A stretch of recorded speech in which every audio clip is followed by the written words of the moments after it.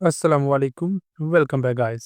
आज के इस लेसन के अंदर हम सीखने वाले हैं एक स्पोकन इंग्लिश स्ट्रक्चर, जिसकी मदद से हम स्क्रीन पर लिखे हुए फ़िकरात को इंग्लिश में बोलना सीखेंगे। इस तरह के फ़िकरात हम अपनी डेली लाइफ के अंदर भी अक्सर बोलते रहते हैं। देख लेते हैं सबसे पहले कि आज के फ़िकरात क्या हैं। पहला फ़िकरा है, वो बहाने बना रही है। तुम हमेशा बहाने बनाते हो। तुम हर वक़्त बहाने क्यों बनाते हो? तुम्हें बहाने बनाने की ज़रूरत नहीं है। इस तरह के फ़िकरात हैं, जिन्हें हम आज के इस लेसन के अंदर इंग्लिश में बोलना सीखने वाले हैं। अब लेसन को शुरू करने से पहले, अगर अभी तक आपने चैनल को नहीं सब्सक्राइब किया, तो चैनल को भी कर लें सब्सक्राइब, ताकि हर आने वाला लेसन आपको भी मिलता रहे और आप लगातार हमारे साथ इंग्लिश सीखते रहें। हेलो गाइस, हम शुरू कर रहे हैं स्पोकन इंग्लिश कोर्स जिसके अंदर 1-to-1 क्लासेस हुआ करेंगी। फीमेल और किड्स के लिए फीमेल टीचर भी अवेलेबल है। जो भी आप में से ज्वाइन करना चाहता है वो दिए गए व्हाट्सएप नंबर पर मैसेज करके ज्वाइन कर सकता है। अब चलते हैं और आज के लेसन का आगाज़ करते हैं। सबसे पहले देख लेते हैं स्ट्रक्चर जो हमने आज के फ़िकरात के लिए यूज़ करना है। स्ट्रक्चर क्या है कि सबसे पहले लिखा करेंगे सब्जेक्ट, फिर आ जाया करेगा हेल्पिंग वर्ब, ठीक है? और उसके बाद आ जाया करेगा मेक एक्सक्यूज़ेज़, मेक एक्सक्यूज़ेज़, ठीक है? अब यहाँ पर हेल्पिंग वर्ब और मेक जो है ये दोनों चेंज होते रहा करेंगे। जो मेक है ये है यहाँ पर मेन वर्ब, ठीक है? जब हमारे फ़िक्रे का कोई टेंस चेंज होगा तो उसी हिसाब से हेल्पिंग वर्ब और मेक की फॉर्म चेंज होती रहा करेगी। मेक फर्स्ट फॉर्म है और मेक की सेकंड फॉर्म है मेड और थर्ड फॉर्म भी मेड ही है। अब देखते हैं कि इसकी मदद से हमने फ़िकरात को इंग्लिश में कैसे बोलना है। यहाँ पर है हमारे पास इसका पहला सेंटेंस। सेंटेंस क्या है कि वो बहाने बना रही है, वो बहाने बना रही है। अब ये वाला फ़िकरा कौन-से टेंस का है? ये है प्रेज़ेंट कंटीन्यूअस का। ये प्रेज़ेंट कंटीन्यूअस टेंस का हमारा सेंटेंस है, तो उसी टेंस को हम यूज़ करते हुए इसे इंग्लिश में बनाएँगे, ठीक है? उसी के मुताबिक हमने यहाँ पर हेल्पिंग वर्ब और मेन वर्ब को इस्तेमाल करना है। सबसे पहले लिख लेना है सब्जेक्ट। सब्जेक्ट क्या है यहाँ पर? वो। अब किसी फीमेल की बात हो रही है तो इसलिए वो से मुराद है शी। सब्जेक्ट आ गया शी, उसके बाद हेल्पिंग वर्ब आना है। अब क्योंकि सब्जेक्ट हमारा थर्ड पर्सन सिंगुलर है इसलिए हेल्पिंग वर्ब आ गया is, she is.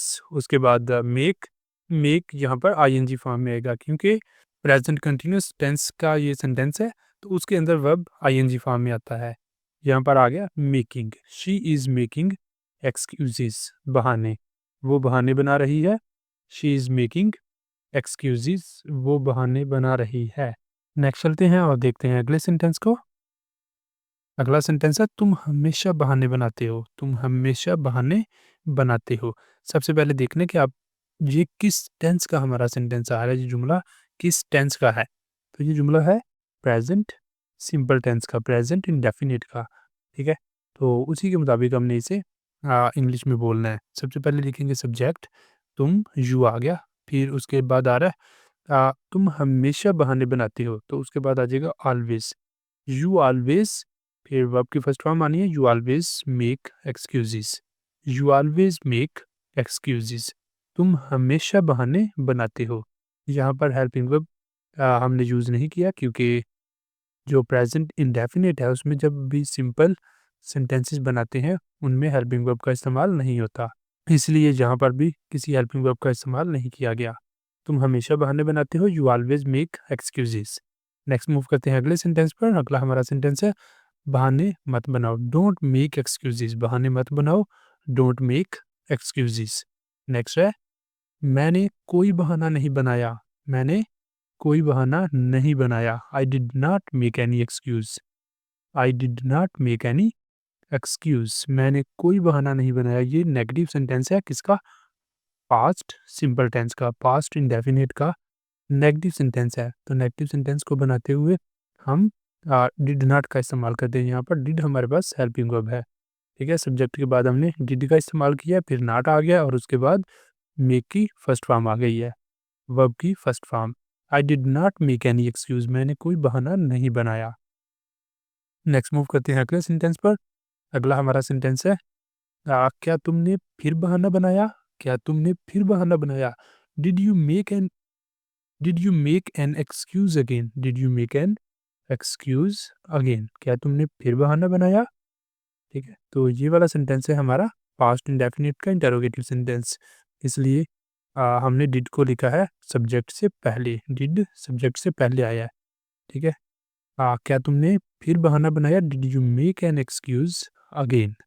Next move करते हैं अगले सेंटेंस पर। अगला हमारा सेंटेंस है, तुम्हें बहाने बनाने की ज़रूरत नहीं है, तुम्हें बहाने बनाने की ज़रूरत नहीं है। You don't need to make excuses, you don't need to make excuses, तुम्हें बहाने बनाने की ज़रूरत नहीं है। अब ये वाला जो सेंटेंस है ये है प्रेजेंट इंडेफिनिट का नेगेटिव सेंटेंस है।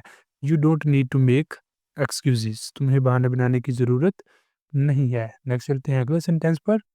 अगला हमारा सेंटेंस है, मैंने उनके लिए कभी बहाने नहीं बनाए, मैंने उनके लिए कभी बहाने नहीं बनाए। I never made excuses for them, I never made excuses for them.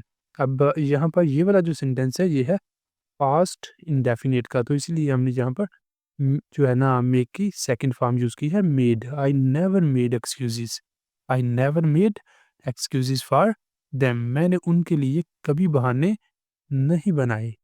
Next चलते हैं अगला सेंटेंस देखते हैं। नेक्स्ट है हमारे पास सेंटेंस, क्या आप बहाने बना रहे हैं या सच कह रहे हैं?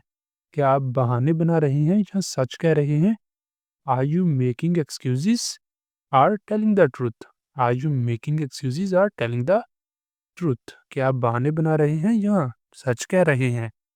नेक्स्ट हमारे पास अगला सेंटेंस है, उस्ताद ने उसे बहाने बनाने से मना किया। The teacher stopped him, the teacher stopped him from making excuses. The teacher stopped him from making excuses. उस्ताद ने उसे बहाने बनाने से मना किया। नेक्स्ट हमारा सेंटेंस है, तुम हर वक्त बहाने क्यों बनाते हो? तुम हर वक्त बहाने क्यों बनाते हो? Why do you make excuses all the time? Why do you make excuses all the time? तुम हर वक्त बहाने क्यों बनाते हो? नेक्स्ट आ जाता है, वो अपनी नाकामियों के लिए बहाने बनाते रहते हैं, वो अपनी नाकामियों के लिए बहाने बनाते रहते हैं।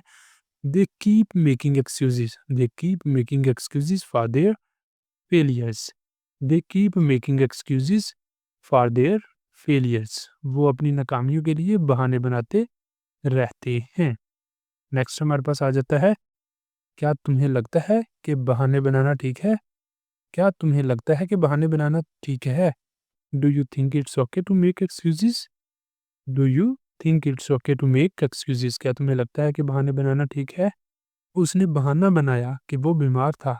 ही मेड एन एक्सक्यूज, उसने बहाना बनाया। ये सिंपल हमारे पास पास्ट का जो है सेंटेंस आ रहा है, इसलिए यहाँ पर हमने मेक की सेकंड फॉर्म यूज़ की है made.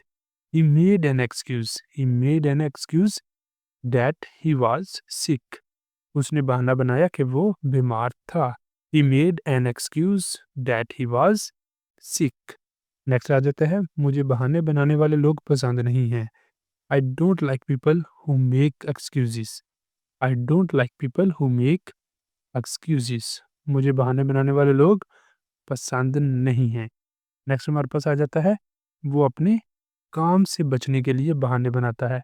He makes excuses to avoid his work, he makes he makes excuses to avoid his work, वो अपने काम से बचने के लिए बहाने बनाता है।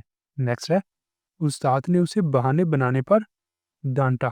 The teacher scolded him, the teacher scolded him for making excuses, the teacher scolded him for making excuses, उस्ताद ने उसे बहाने बनाने पर डांटा।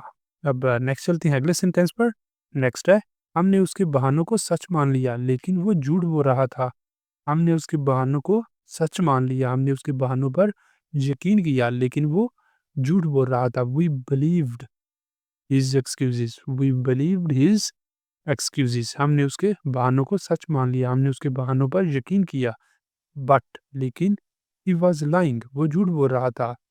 ही वॉज लाइंग, वो झूठ बोल रहा था। We believed his excuses but he was lying, हमने उसके बहानों को सच मान लिया लेकिन वो झूठ बोल रहा था। और इसी के साथ हमारा आज का लेसन यहाँ पे कंप्लीट हो जाता है। अब अगर आपको वीडियो अच्छी लगी है, वीडियो पसंद आई है तो वीडियो को लाजमी लाइक करें, शेयर करें और चैनल को भी करें और चैनल को भी सब्सक्राइब कर लें ताकि हर आने वाला लेसन आपको भी मिलता रहे और आप लगातार हमारे साथ इंग्लिश सीखते रहें। अब यहाँ पे ये आज के लेसन का अख्ताम करते हैं। मिलेंगे सुबह नए लेसन के साथ। तब तक के लिए अल्लाह हाफिज़।